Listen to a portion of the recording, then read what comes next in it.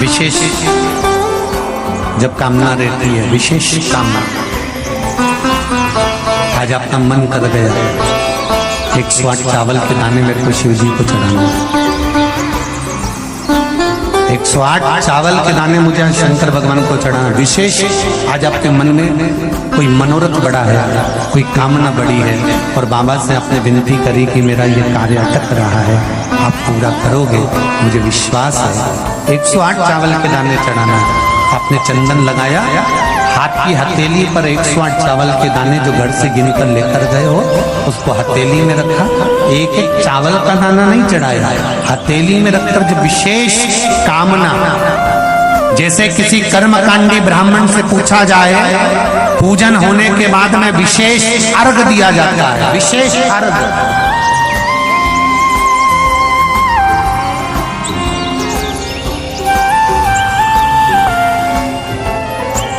उसी तरह विशेष कामना के लिए दुख कटता ही नहीं है, दुख कट ही नहीं रहा।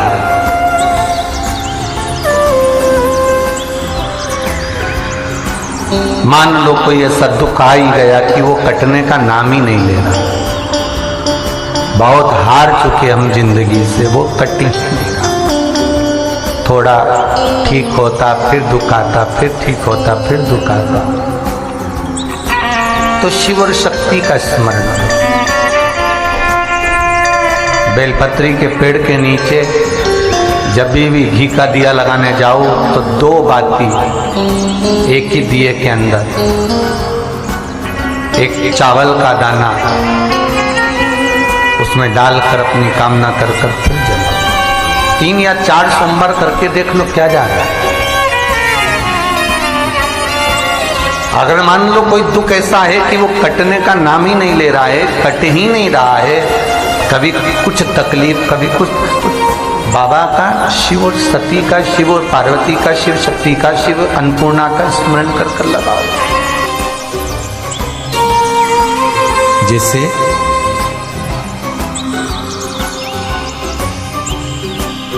बेले के फल का गुर्दा, बेल का जो फल होता है, बेलपत्री का फल, उसका जैसे गुर्दा, उसके अंदर का जो भाग होता है बेल का, वो गुर्दा,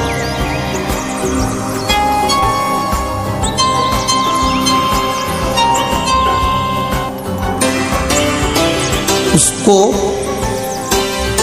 अग्नि में जलाकर उसकी भस्म तैयार कर छान कर जब जब आपके यहाँ विद्वान ब्राह्मण शिव जी का अभिषेक कराते हैं, पूजन कराते हैं, तो उसमें लिखते हैं पूजन के साहित्य में, बेलपत्री, धतूरा, दुर्वा, ये उसमें नीचे लिखेंगे भस्म। लिखते कि नहीं लिखते? लिखते हैं ना, भस्म अभिषेक में चाहिए रहते। तब उस भस्म का थोड़ा सा भी भाग आप अगर शिव को समर्पित कर रहे हो तो ये जान लें कि शंकर मनवांछित फल प्रदान कर रहे हैं, शिव फल प्रदान कर रहे हैं।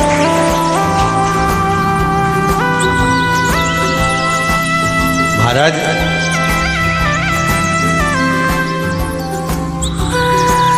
बेलपत्री के वृक्ष के नीचे बैठकर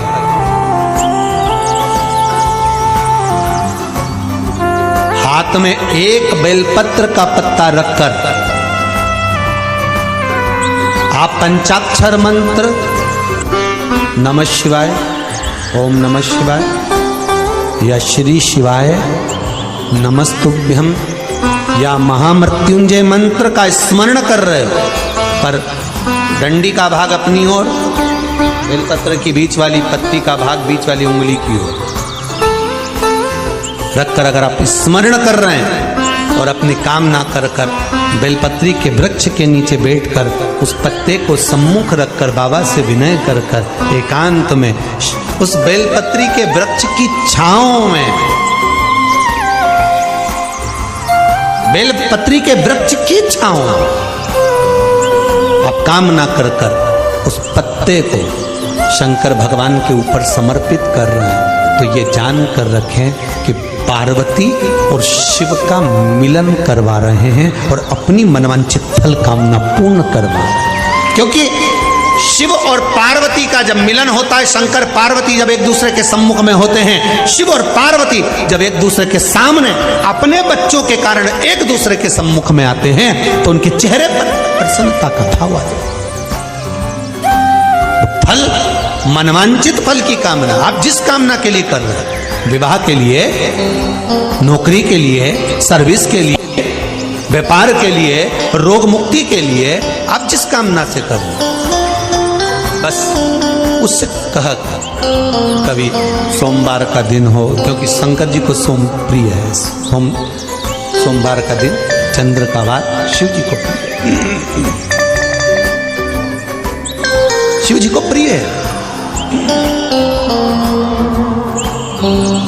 दुकान पर 24 घंटे बैठो तो व्यापार नहीं होता, घर में लक्ष्मी नहीं टिक रही हो, पैसा नहीं आ रहा हो, तो बड़ के पेड़ के नीचे, पीपल के पत्ते के ऊपर,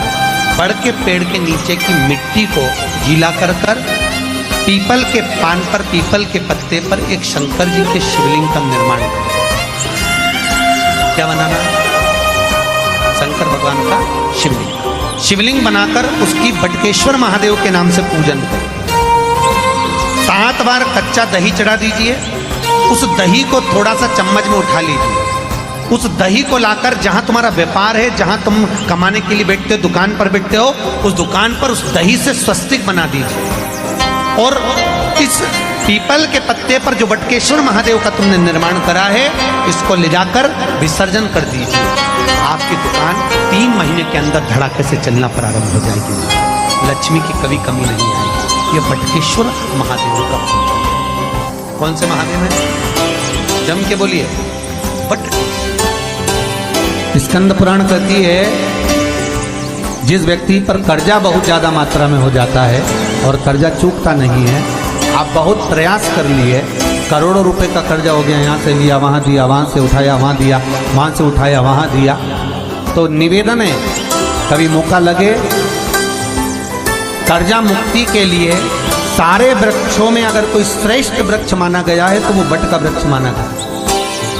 महाराज। इसलिए प्रशासनिक कार्य के लिए,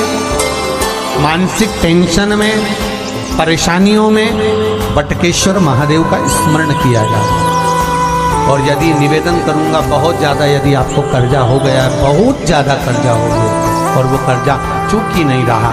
तो थोड़े दिन बड़ के पेड़ के नीचे आप बटकेश्वर महादेव के लिए 1 लोटा पानी, उसमें थोड़ा सा पिसा हुआ चावल पीस के गला लेना, चावल को और पीस लेना, पीस के उस पानी में मिला लेना और मिलाकर उसमें थोड़ी सी हल्दी पिसी हुई डालकर बटकेश्वर महादेव के नाम से बड़ के पेड़ के नीचे अपनी कामना कर कर जो कर्जा हुआ है उस कर्जे का भान देते हुए, स्मरण देते हुए छोड़ दीजिए। महाराज 2 या 3 सोमवार एक ही जगह पर करना, 3 सोमवार बाद वहीं से बड़ के पेड़ की थोड़ी सी जड़ उठा लाना और उस जड़ को एक कोई धागे में बांधकर या तो अपनी गले में डाल लो या अपनी जेब में पटक लो, उसको थोड़े दिन पटक कर रखना, लगभग 2 से 3 महीना पटक कर रखो। वो जड़ जैसे बड़ का पेड़ विस्तार होता है, पानी गिरे ना गिरे, जल वृष्टि हो ना हो, गर्मी पड़े ना पड़े, उसको कोई